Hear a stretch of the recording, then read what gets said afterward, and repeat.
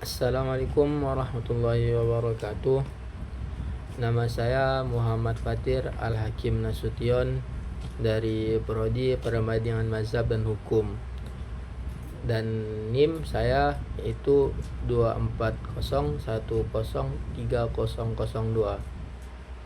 Jadi saya di sini yaitu ingin membuat video tentang tugas midterm hukum perikatan perdata dan iltizam dari yang diberikan tugas Ibu Mimi Aida.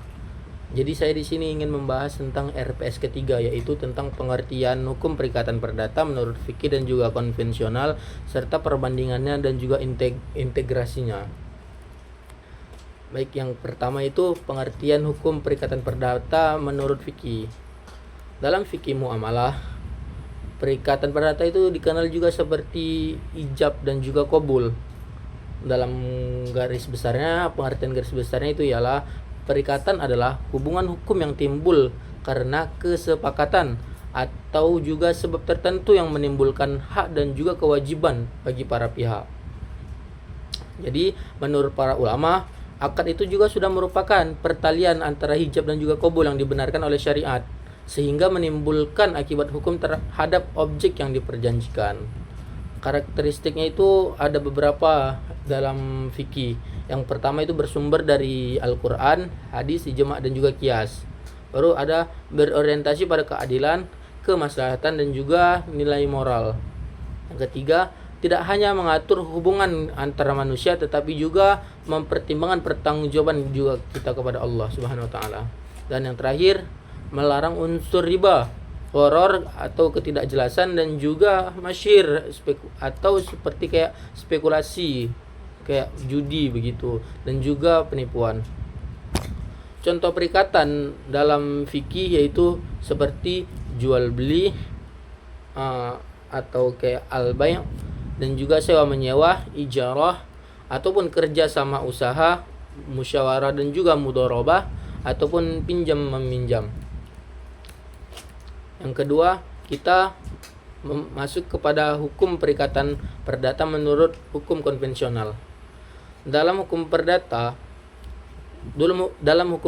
Indonesia yang bersumber dalam Kitab Undang-Undang Hukum Perdata yaitu KUHP, perikatan adalah hubungan hukum antara dua pihak atau lebih, di mana satu pihak berhak menuntut satu prestasi dan juga pihak lainnya berkewajiban memenuhi prestasi tersebut. Dasar hukumnya itu ada pada buku 3 KUHP Perdata tentang perikatan. Menurut pasal 1233 KUHP Perdata, perikatan lahir karena yang pertama adanya perjanjian dan yang kedua karenanya ada undang-undang. Prestasi yang menjadi objek perikatan dapat berupa memberikan sesuatu, memberikan sesuatu, baru berbuat sesuatu dan juga tidak berbuat sesuatu. Karakteristik dalam hukum perikatan konvensional ini, yang pertama itu bersifat spekuler ataupun rasional. Yang kedua, menitik beratkan pada kepastian hukum dan juga kebebasan berkontrak. Dan yang ketiga, sah atau tidaknya perjanjian ditentukan oleh syarat hukum positif. Dan yang terakhir, yang keempat, yaitu tidak secara langsung mempertimbangkan aspek keagamaannya. Perbandingan hukum antara perikatan dan juga hukum konvensional. Kita ambil dari segi aspeknya. Sisi aspek sumber hukum. Kalau kita masuk ke hukum perikatan fikihnya, itu ada seperti Al-Quran, hadis, ijma' dan juga qiyas. Lalu kita masuk ke hukum perikatan konvensionalnya, ada seperti KUHP Perdata tersebut, undang-undang dan juga jurisprudensi. Yang kedua itu menurut aspek dasar hubungan. Dalam hukum perikatan fikih ada itu akad syariah. Sedangkan dalam hukum perikatan konvensional ada perjanjian dan juga undang-undangnya. Yang ketiga menurut aspek yaitu ada tujuan. Sedangkan dalam hukum perikatan fikihnya keadilan dan juga kemaslahatan sesuai dengan syariat.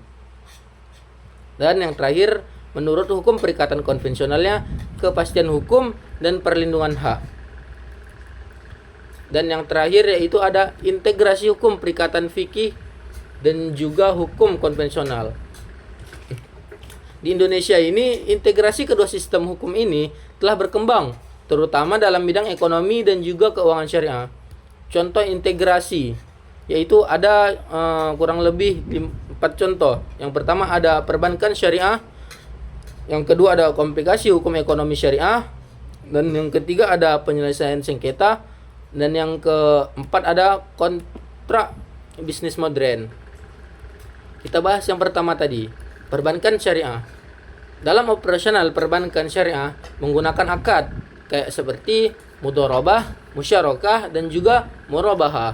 Namun pelaksanaan ini tetap tunduk pada peraturan didasari dengan peraturan undang-undang nasional juga. Baik, yang kedua ada komplikasi hukum ekonomi syariah. Dalam komplikasi hukum ekonomi syariah tersebut menjadi salah satu bentuk harmonisasi antara prinsip fikih, muamalah dan juga hukum nasional yang terjadi di Indonesia saat ini. Yang ketiga ada penyelesaian sengketa. Sengketa akad syariah dapat diselesaikan melalui yang pertama ada namanya Badan Arbitrase Syariah Nasional, dan yang kedua Mahkamah Agung melalui lingkungan peradilan agama untuk perkara ekonomi syariah. Dan yang terakhir tadi dari pembahasan kita adanya kontrak bisnis modern. Banyak kontrak modern mengadopsi prinsip syariah tanpa meninggalkan ketentuan hukum perdata nasional, sehingga menghasilkan kontrak yang sah secara hukum negara sekaligus juga sesuai dengan syariat Islam yang terjadi di Indonesia ini.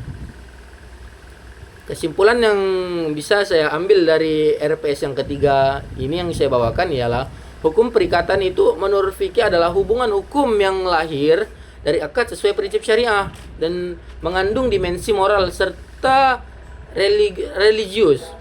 Sementara itu, hukum perikatan konvensional adalah hubungan hukum antara para pihak yang menimbulkan hak dan juga kewajiban berdasarkan perjanjian dan juga undang-undang. Keduanya memiliki tujuan yang sama, yaitu menciptakan kepastian dan juga keadilan dalam hubungan hukum, tetapi berbeda dalam sumber hukum dan landasan filosofinya. Di Indonesia, kedua sistem tersebut semakin terintegrasi, terutama melalui perkembangan ekonomi syariah, sehingga prinsip-prinsip fikih ini dapat diterapkan dalam kerangka hukum nasional tanpa menghilangkan kepastian hukum yang diberikan oleh sistem perdata modern. Demikian, mungkin itu saja penjelasan dari RPS ketiga saya.